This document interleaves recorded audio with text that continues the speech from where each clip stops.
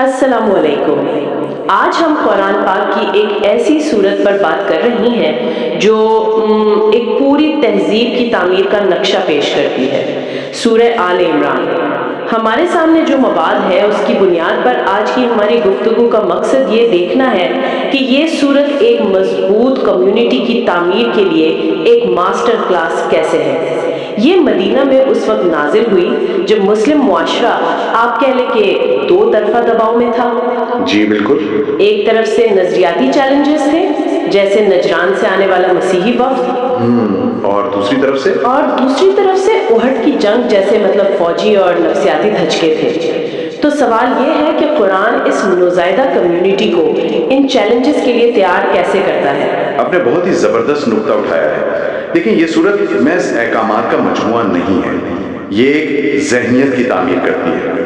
یہ پہلے نظریاتی بنیادوں کو اتنا پختہ کرتی ہے کہ کوئی شخص اسے ہلا نہ سکے، پھر اسے تاریخی مباحثوں اور فوجی آزمائشوں کی بھٹی سے گزارتی ہے، اور آخر میں انفرادی اور اجتماعی کامیابی کا ایک لازوال فارمولہ دیتی ہے۔ روڈ میپ کو کھولتے ہیں۔ شروعات ہوتی ہے الف لام میم سے۔ جی، یہ حروف مقطعات ہیں۔ عام خیال تو یہی ہے کہ ان کا حقیقی مطلب وہ صرف اللہ ہی جانتا ہے۔ جی، لیکن ہمارے ذرائع میں ایک بہت دلچسپ صوفیانہ تشریح بھی ملتی ہے۔ جی، اور دونوں میں کوئی تضاد نہیں ہے۔ علماء کا کہنا ہے کہ ان حروف کا علم اللہ کے لیے مخصوص رکھنا دراصل عقل انسانی کو اس کی حدود یاد دلاتا ہے۔ اچھا، یہ ایک طرح سے عاجزی کا پہلا سبق ہے۔ لیکن جو صوفیہ کی تشریح ہے وہ اس کے روحانی پہلو کو کھولتی ہے۔ وہ کہتے ہیں الف سے اللہ، لام سے جبرائیل اور میم سے محمد صلی اللہ علیہ وسلم۔ کیا بات ہے۔ یعنی پیغام بھیجنے والا، لانے والا، اور وہ ہستی جس پر پیغام رکھا۔ گویا پورے نظام وحی کا خلاصہ ان تین حروف میں کر دیا گیا ہے۔ بالکل۔ یعنی اس کا مبہم ہونا بھی ایک خصوصیت ہے، کوئی خامی نہیں۔ ہاں، یہ آپ کو شروع میں ہی یہ سوچنے پر مجبور کرتا ہے کہ آپ کا علم محدود ہے۔ بالکل، یہ آپ کو فکری تکبر سے بچاتا ہے۔ جی، اور اس کے فوراً بعد توحید کا وہ طاقتور اعلان ہوتا ہے، اللہ لا الہ الا ہو الحی القیوم۔ وہی اللہ ہے، اس کے سوا کوئی معبود نہیں، وہ ہمیشہ زندہ ہے اور ہر چیز کو تھامے ہوئے ہے۔ جی، اور یہ ایک ایسا محور ہے جس کے گرد پوری صورت گھومتی ہے۔ ہمارے ذرائع میں ایک سوال اٹھایا گیا ہے کہ تورات اور انجیل کی موجودگی میں قرآن کی ضرورت کیوں تھی؟ قرآن خود اس کا کیا جواب دیتا ہے؟ دیکھیں، قرآن کہتا ہے کہ وہ پچھلی کتابوں کی تصدیق کرنے آیا ہے، جی، لیکن ساتھ ہی وہ فرقان بھی ہے۔ فرقان یعنی حق و باطل میں فرق کرنے والا۔ بالکل، فرق کرنے والی کسوٹی۔ اسے ایک طرح کا ماسٹر فلٹر سمجھے، جس کا کام یہ تھا کہ وقت کے ساتھ پچھلی تعلیمات میں جو انسانی ملاوٹ یا ثقافتی تبدیلیاں آ گئی تھیں، تحریف جسے کہتے ہیں، جی تحریف، ان کو چھان کر اصل، خالص اور ابدی سچائی کو دوبارہ سامنے لے آیا۔ اچھا، چونکہ پچھلی کتابوں کی حفاظت کی ذمہ داری انسانوں پر تھی، اس لیے ان میں تحریف ہوئی، لیکن قرآن کی حفاظت کا ذمہ خود اللہ نے لیا۔ اچھا، تو یہاں سے گفتگو ایک بہت ہی دلچسپ موڑ لیتی ہے۔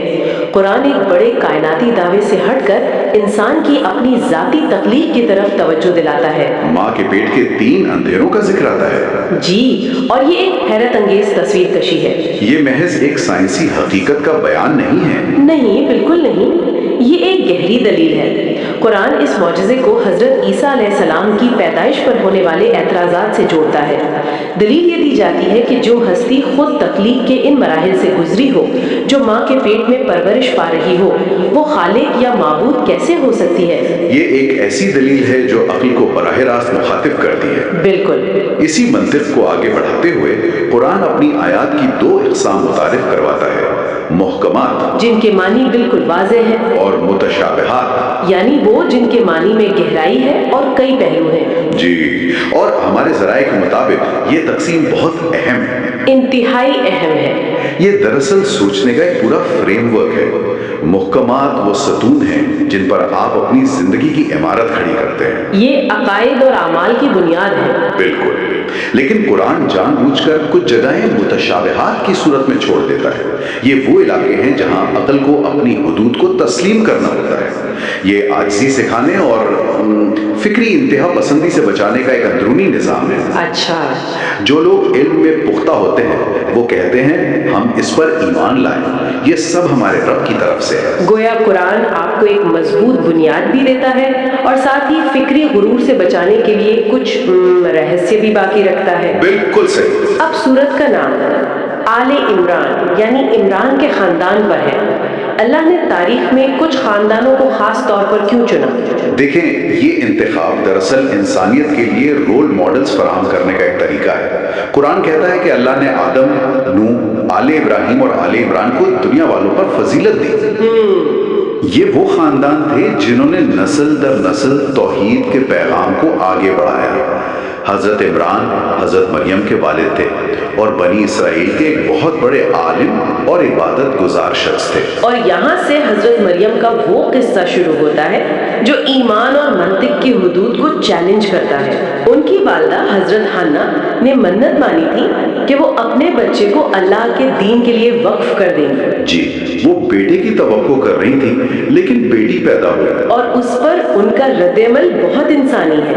وہ کہتی ہیں اے رب، میں نے تو بیٹی کو جنم دیا ہے۔ لیکن اللہ کا جواب دیکھیں، جو بیٹی تمہیں دی گئی ہے وہ تمہارے سوچے ہوئے بیٹے سے کہیں بہتر ہے، اور پھر تاریخ نے یہ ثابت کر دیا۔ واقعی یہاں ایک اور دلچسپ بات ہے، ایک حدیث کے مطابق ہر بچے کو پیدائش پر شیطان چھوتا ہے، جی، سوائے حضرت مریم اور ان کے بیٹے حضرت عیسیٰ کے۔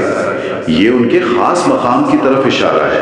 پھر ان کی پرورش حضرت زکریا کی نگرانی میں ہوتی ہے، اور وہ محراب والا واقعہ جی، جہاں حضرت زکریا ان کے پاس بے موسم کے پھل دیکھتے ہیں، یہ بہت کمال کا ہے۔ بالکل۔ وہ پوچھتے ہیں مریم یہ کہاں سے آیا، اور ان کا جواب ہر دور کے انسان کے لیے ایک سبق ہے۔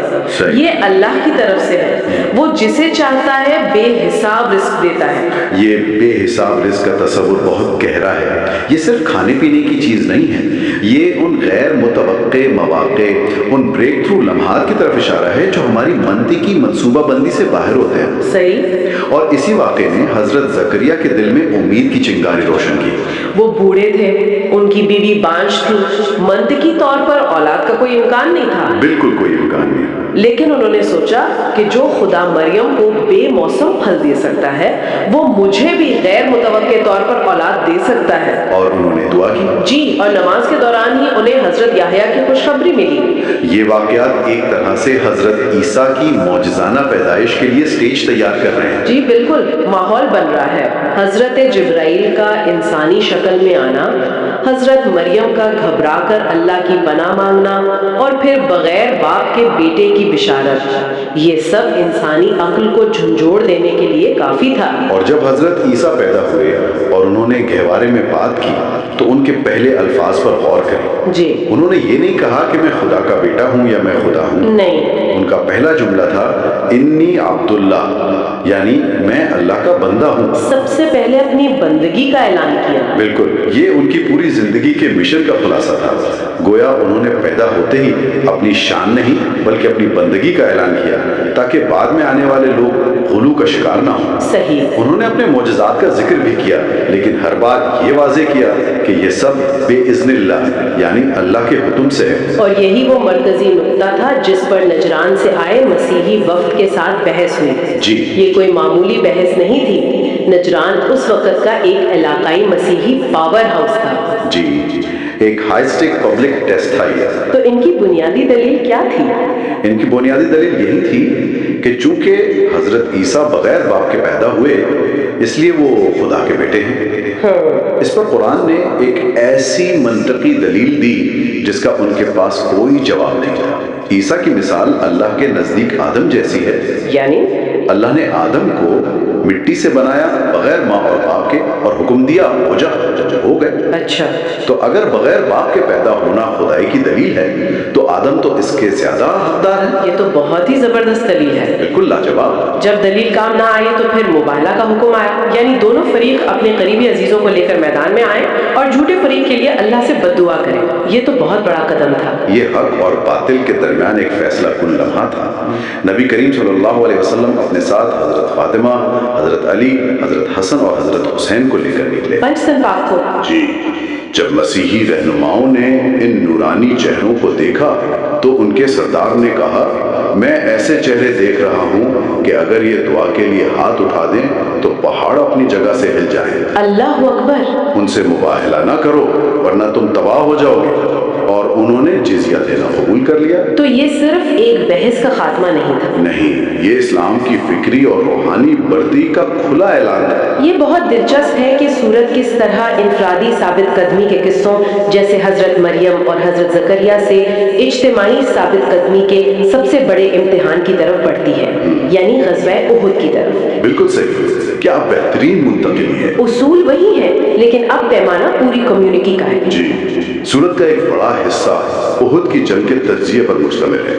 یہ وہ جنگ تھی جس میں مسلمانوں کو بدر کی شاندار فتح کے بعد ایک شدید دھچکا کا سامنا کرنا پڑا، اور قرآن اس کا بہت بے رحمی سے لیکن بہت تعمیری تجزیہ کرتا ہے۔ اس شکست کی جو وجہ بتائی جاتی ہے وہ تیر اندازوں کی غلطی تھی، لیکن مجھے جس چیز میں زیادہ دلچسپی ہے وہ اس کا نفسیاتی پہلو ہے۔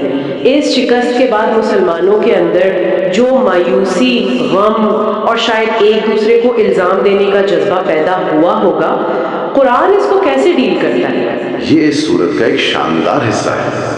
قرآن پہلے تو اس غلطی کی نشاندہی کرتا ہے کہ رسول اللہ صلی اللہ علیہ وسلم کے واضح حکم کے باوجود جب تیر اندازوں کے دستے نے اپنی جگہ چھوڑی تو جنگ کا پاسا پلٹ گیا۔ جی، لیکن پھر وہ الزام تراشی پر وقت ضائع نہیں کرتا، اس کے بجائے وہ ان کے زخموں پر مرہم رکھتا ہے۔ وہ کہتا ہے غم نہ کرو اور نہ ہی مایوس ہو، اگر تم مومن ہو تو تم ہی غالب رہو گے۔